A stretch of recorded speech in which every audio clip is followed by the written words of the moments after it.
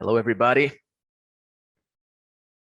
Good morning for some, good afternoon for others, maybe good night for some people. Good to be back after a few weeks of vacation. Let's start the year, at least for me, with another weekly coaching. How are you guys? Tell me, still in vacation mode or already in grind mode? Let's crush this year mode. How is everyone? Someone said both. How can you be in both modes, man? Jao said, hi, good afternoon from Barcelona. Awesome. Awesome to have someone from Barcelona here with us. Welcome. I don't remember the screen name. Maybe that's your first time. Nevertheless, welcome. Some familiar faces. Stephen here. Daniel. All right. Very good to have all of you guys here. Joseph Adams says hello. Hello, my friend. How are you? All right, guys. Let me. So since I've been away like in vacations for the past 3 weeks, I'm definitely a bit rusty in poker poker thinking, let's put it that way. So instead of just me preparing something for you guys, especially because I'm out of rhythm, I decided it would be good today to have a session focused entirely on what you guys want to see and what you guys want to discuss, solving doubts, maybe going through spots that you guys would like to see. Anyways, there are countless possibilities, and I think that's a good way to start the year. Also, hear from you guys what you would like to see going forward this year, how you would like to see the weekly coaching to be presented in terms of topics and formats. I think that's going to be very productive, at least for me, in order for me to prepare myself and plan some very good content for you guys, because this is important. GTO Wizard, we're very concerned with giving exactly what everyone seems to want the most. So that's going to be my focus as well. All right. I'm going to start by sharing my screen.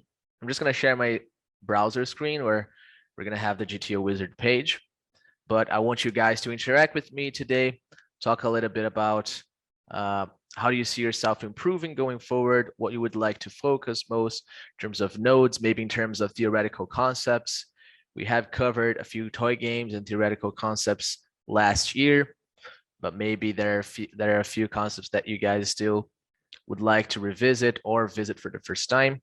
Anyways, that's going to be the premise for today, for me to listen to you guys, and then we can do some work here together. All right.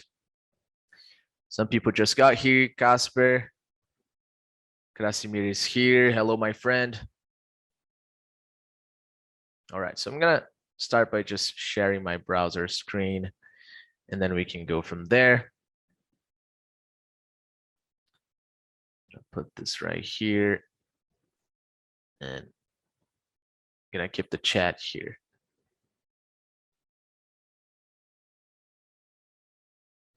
So just for me to have an idea, this is also important. I'd like to have a, how is it called in English? A poll. It's not a poll. Anyways, I want to know what are the average stakes that people are playing for the people that come to the coachings. So why don't you guys type in the chat, what stakes are you currently playing? That's important for me to also understand which contents are better for the audience. So type in the chat, which stakes are you playing nowadays? Your primary stakes. All right, so 400 L, 100, 100, 100, 50, 200 Zoom, 500 Zoom. All right, 50, 20, 50, 100, 200, 500. Okay. Who else? Right, so it seems primarily 100 now. That's cool. Live, but like 25 an hour online, said Andy. All right. Pretty cool. So I guess the average is probably going to be somewhere around 100 now. Some people playing higher, some people playing lower, but around 100 now. That's cool. That gives me an idea of how to go forward. All right. Who can tell me what have you been studying? So let me hear that. What have you guys been studying in terms of concepts, in terms of topics, or are you not studying at all? Are you just grinding and reviewing some hands? Let me hear from you guys. What are the topics that you typically study? How do you figure out those topics? Let me hear from you guys. Again, if you guys want to unmute yourself and just talk to me through the microphone, that's encouraged. If you don't, that's totally fine as well, right? So João Oliveira said blind versus blind play. That's pretty important for sure. But how do you go about studying that? You just go through, let's say, the practice mode, play versus GTO, and you drill some spots. Let's say you drew some CBAT spots, you master specific spots. How do you go about it?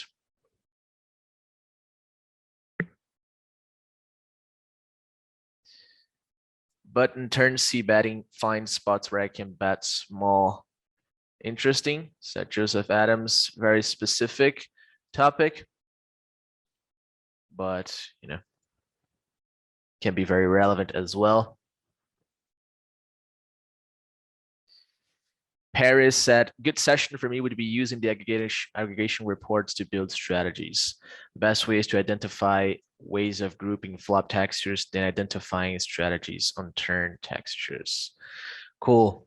That's nice. Using aggregated reports is extremely important to developing awareness. And I think it's the first step towards building your strategy. It should be the first step towards building your strategy. I think it would be cool to compare how CBAT strategies change with the MTT 100 big blind ranges compared to 50 and 400 L cash CBAT strats, said iPhone. I'm guessing you're an MTT player, probably for asking this. This weekly coaching is focused primarily on cash, as I'm a cash game player myself. It is in the plans of GTO Wizard to have a specific coach for each game format, but as of now, we're focusing on cash games, okay? And he said, 3-bet pots, going through some reports and looking at spots could be more thorough with study methods. Okay. Daniel said, defending 3-bet IP, both in theory and also analyzing the data of my villains with hand to node. Nice. So it seems like everyone is doing something different, and that's completely expected. Poker is a pretty big game, and we're often shifting our priorities towards what we're going to study next. So it's totally expected, but fun nonetheless to see that. Dealing versus small raises in general, both pre and post. Not sure about heuristics there. All right, so this is the first time that someone used one of the words I would like to really emphasize going forward here with you guys in the weekly coachings. It's what I'm going to be focusing on with my students at BRPC.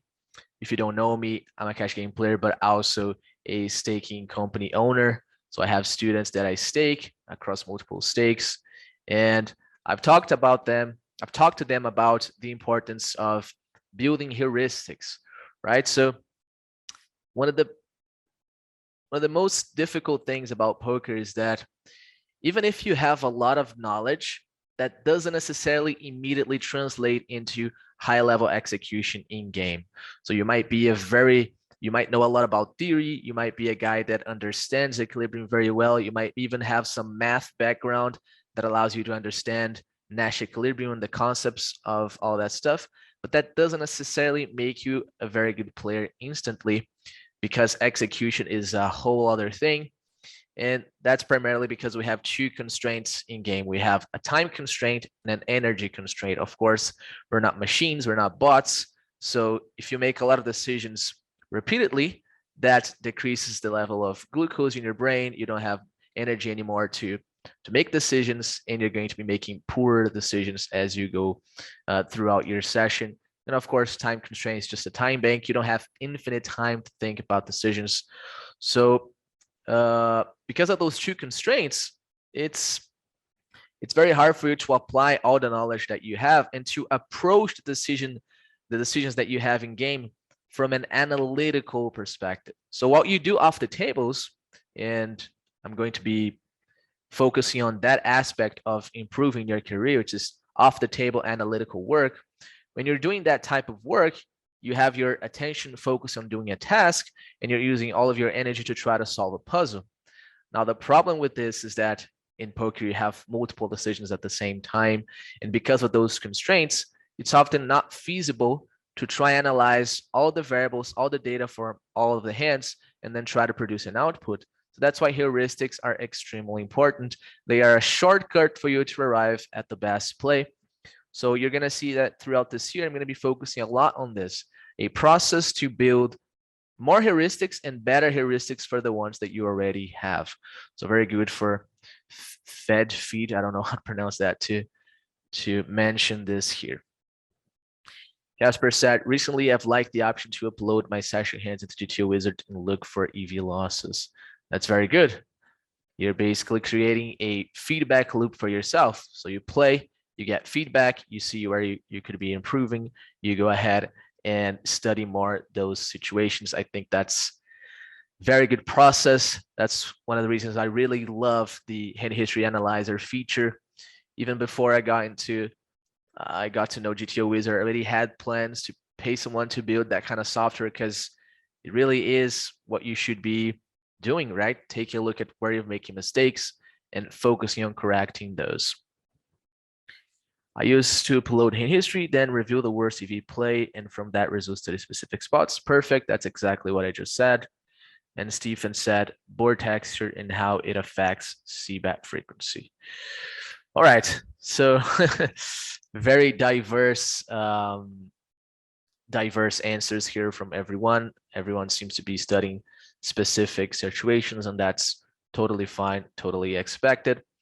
But as I said, I would really like to focus on how can you get better at producing more heuristics. And next time you grind, try to do this exercise I'm going to propose to you. Try to grind in two different modes. One mode where you approach every decision from an analytical perspective. So what would that be like? You would be paying attention to stack sizes, bet sizes, and board textures. You would try to think about how the equilibrium plays out, what size you're going to play with your range. Maybe you're using RNG, and then you're going to roll an RNG, really trying to solve a puzzle, and then have an approach more focused on heuristics. Heuristics is basically shortcuts that you have. So for example, you could play a button versus big blind c-bet situation, and you don't need to think about how your opponent range looks like, how many nuts he has in his range, how few nuts he has in his range. You know that on ace king x texture, you play over bet or check. So these are two very different modes of approaching the decisions. We're often using both. Every single instance that we're grinding, we're using both. We tend to use more heuristics for pre-flop and flop decisions, right? Those are very automatic decisions for us. You're not going to get queens in the big blind facing an open and think about what your opponent range looks like, or look in the HUD to see how much your opponent is opening on the button. You know that queen is supposed to be 3-bet. You don't need any analytical work to decide that. But maybe in turn and river situations, you really need to think through what you're doing, maybe take out your focus from other tables and focus specifically on that decision. So you see that there are pros and cons of both approaches, but from my experience, both as a player and as a coach, I would say that the best players are the players that have the best heuristics, not the ones that have the best theoretical knowledge. Obviously, theoretical knowledge is extremely important and it helps with execution. But sometimes people with a lot of theoretical knowledge that are not focusing on building heuristics, they can get very overwhelmed during the grind. Even a c-bet decision is very hard on them because they're thinking through everything. They're trying to take in all the information. That's probably not very efficient for most situations. Okay, so we're going to be focusing on building and getting better at heuristics. Of course, that you're getting better at poker, understanding the theoretical aspects of the game are going to help you execute, because it's much easier to execute something that you understand. So if you understand why that heuristic exists or why that is effective, then you're going to be much more likely to execute it properly. So in these coachings as well, I'm going to be trying to hear from you guys what heuristics you have or what heuristics you lack. And then we're going to go directly into feeding you with knowledge to understand why this heuristic that you thought was incorrect is actually correct, and why this heuristic that you thought is incorrect is actually correct. Once you have that, then you have a much better chance of executing good strategies in game. Okay, so let's try to do an example of that today, and then you guys can give me feedback when we finish if that's a format that you would like see more going forward. Let's pick a random node of the game tree, and then I'm gonna ask a few of you to volunteer, and we're going to practice some hands, but we're not gonna practice any hand focusing on playing a specific combo. I'm going to be asking and trying to extract from you what heuristics you have for that particular spot. And then I'm going to see if the other guys agree with those heuristics. And then we're going to see if they're actually accurate or not. Okay, so let's vote here quickly. Which node of the game tree do you think it's nice to approach from that perspective? It can be any node. C-bet button versus big blind, C-bet small blind versus button 3-bet pot, double barrel, triple barrel, doesn't matter. We're just gonna pick a node, and then we're going to approach the study process focusing on understanding what heuristics you have or you lack, and then upgrading that level. Okay, so let's see. Big blind out of position, 3-bet pot, said Joseph. Silvio said out of position, 3-bet, small blind, big blind versus button. Nice. 3-bet pot out of position, only because you said it was a high mistake node. Flop C-bet IP. Small blind versus big blind. Small blind C-bet 30% call. Small blind check. Big blind over bet when heuristics. Nice. That's a node that I myself lack a lot of heuristics there. I never study it much. That node always makes me confused, right? What sizing do you use there? Like 30, 50 over bet? It's a very tough node to play for sure. Delayed probe. Right, so there are 3 votes for 3-bet pot out of position. So we're gonna go with that. But as I said, doesn't really matter the node specifically. What I'm trying to showcase here is the approach towards getting better with your heuristics, okay? And recently I've spent a lot of time thinking through what I believe is the most efficient decision-making process. Because, well, if we're playing poker and we're trying to make money at it, it's important that we make good decisions. And sometimes I feel like we don't spend that much time thinking through what a good decision-making process looks like. What do we need to make good decisions? And I've come to a conclusion that I think is fairly reasonable. I'm going to talk about it to you guys, but let's first pull out some solutions here, and then we can continue discussing this approach. So let's do small blind versus button. This is complex. No, I want general. 3-bet pot.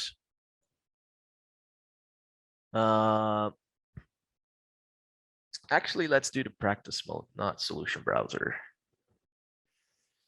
So that's 3-bet pot. Okay, yeah, that's fine. All right, so that's gonna give us a random board and a random hand. Again, we're not gonna focus on the hand, okay? So pretend you're not even seeing that we have Jack-9 here. I'm going to be asking a few questions to some people. I'm gonna ask some of you guys to volunteer in a minute, but before I do that, I would like to explain what I think is a very good step-by-step decision-making process. And I wanna be cautious with what I'm saying because I don't want you to think that this decision-making process should be very analytical. I think it should be very heuristic based, but it still is a process. So I'm going to be using that word here. Okay, so when you're playing, one thing that we often do is, we have a hand, we have a board, then we have heuristics. Okay, how do I play this board? And then you make a decision for your hand.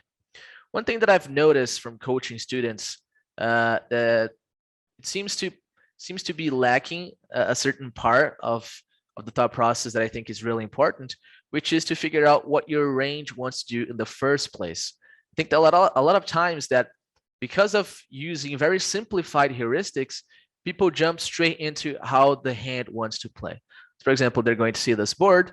They're going to have an idea that this board should be big bet or check or medium bet or check. Most people nowadays know that you shouldn't bet small on a board like this. So they have a rough idea of sizing, and then they jump straight to their hand. Usually they're going to use some kind of hand class heuristic, right? So I have overpair with some kind of blocker, I'm going to bet. I have second pair with some kind of kicker, I'm going to check. So this is very, very common. People have hand class heuristics that they use. If they are a little bit more refined, they can use their suits as heuristics. So for example, someone could have here a hand like A7 of hearts and bet it more often than A7 of clubs because they understand that blocking clubs is very bad to their full equity. So they have a suit blocker heuristic. Most of the time on flop decisions, people are going to be using heuristics. Now, one thing that they often don't concern themselves with is with their frequencies, right? So let me hear from you guys. What is a typical process that you use to figure out which frequency you should use with your hand? I just mentioned the hand class heuristics, right? How exactly do you use those heuristics to figure out the frequency with your specific hand? Let's hear some ideas here. Or maybe you're not randomizing at all. That's totally fine. Maybe you're still playing just pure strategies. No problem with that. But I want to hear what you guys typically do to figure out the frequency with your own hand. Joseph Adams, decide overall bet frequency, then say if your hand is more or less. Wow, it's a very good first answer. And that's exactly what I'm going to be focusing with you guys today here. It's funny that was that first answer, but I think that's exactly how you should approach trying to get to the frequency with your combo. So this is a step that I think most people miss. They understand an overall idea of sizing, and then they jump straight to their hand. But have you stopped to consider exactly how your overall range plays in this particular scenario? Because poker is an equilibrium where your opponent is playing against your distribution, it's not playing against your own hand. So in order for you to play your hand correctly, you need to have a good idea of how your overall range plays. And I think that's the biggest mistake, or that's how people get into making the most of their mistakes. They're not really aware of, they're not stopping to think, or they don't have heuristics about how their overall range play. They just have an overall idea of sizing, then they just go straight into combo execution based on hand class heuristics. But hand class heuristics are going to be very inaccurate when you don't have any idea how your range is playing, or how aggressive you're supposed to play, how passive you're supposed to play. So just for me to be very precise about this, what I think is a good heuristic-based decision-making process. Well, first thing for you to know is what sizing does your range want to play? Of course, there are spots where your range plays multiple sizes, but it's often very easy to simplify a strategy towards just one sizing that your range is going to play as the primary one in that particular node. Okay, so first thing is figure out what sizing makes the most sense in that particular situation, because sizing is going to dictate, of course, your frequency. Okay, so you're gonna have multiple viable strategies if you shift, if you pick different sizes, and then the choice of sizing is going to impact the frequency with your overall range. So the first step is, okay, what sizing makes sense on this texture? Then the second step, which I think gets overlooked, is, okay, how my range wants to play overall based on this sizing. I call this macro strategy. Okay, so what's the strategy with your overall range? And that's basically a pair, right? So sizing and frequency information. All you need to know is what's the sizing your range is using and what's the overall bet check frequency with your range. If you know these two things, you're going to see that it's really hard to make a mistake with your individual hand. Of course, you're going to be making small frequency mistakes, but that's totally not a problem. Frequency mistakes are exploitable. Yes, of course, against a GTO opponent or against a clairvoyant opponent, if you play incorrect frequencies, then there is something your opponent can do to exploit that and increase their EV by changing their strategy. However, in real game, in real poker, real poker situations, people don't have clairvoyance about your distribution. People can only have information about your game by showdowns and stats. So if you check Jack 9 here 20% of the time and GTO checks 15 or 10, it's not going to matter much unless people are already exploiting a tendency of the pool. Maybe someone knows that overall the population checks a little bit less top pairs than they should, for example, and then they stab more in response. Maybe there could be some guys that exploit population tendencies that way, and that would cause you an EV loss. But overall, it's not going to be a problem. So if you know sizing with your range, if you know frequency with your range, then you're going to see that it's really hard to miss the frequency with your combo. But it has to be in this order, because otherwise you're just guessing at how to play your individual hand. You're not considering the overall context. Okay. Zhao said, I first decide if my hand is a pure action or a mix. Well, if that's the first thing you decide, you're definitely going to be making a few mistakes. Okay, because for example, how you're going to